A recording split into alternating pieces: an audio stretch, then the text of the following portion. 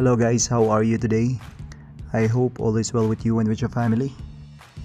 Ayan guys, for today's video, ayan pupunta po tayo sa fish market guys. Samahan nyo ako.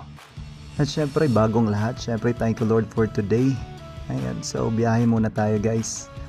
Kinat-cut na lang natin to kasi nga malayo yung biyahe. Pero praise God, safe naman tayo nakarating.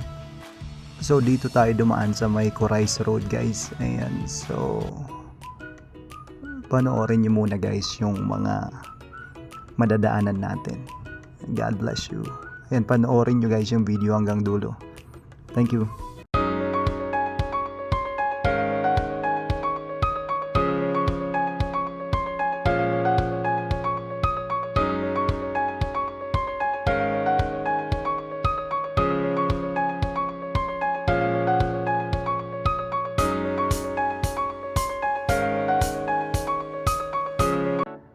Ayun guys, so andito na po tayo sa may fish market. Ayan, so samahan nyo ako guys sa loob.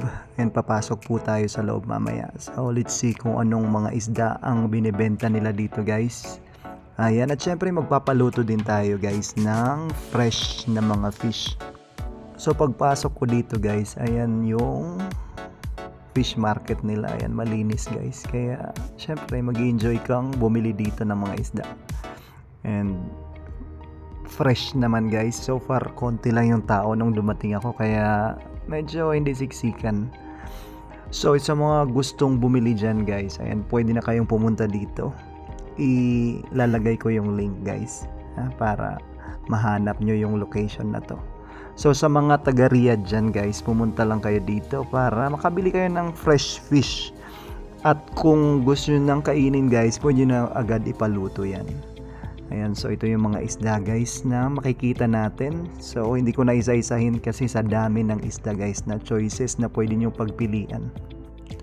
So pagkabili nyo guys dito, pwede nyo ipaluto yan. So it will take you 10 to 30 minutes na pag-aantay guys bago maluto yung isda.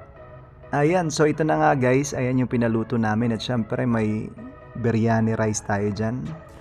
Ayan, so ito po yung mga kasama ko, praise God. Thank you po sa mga sponsor. Ayan. Thank you for watching. God bless you and always remember God loves you. Bye everyone.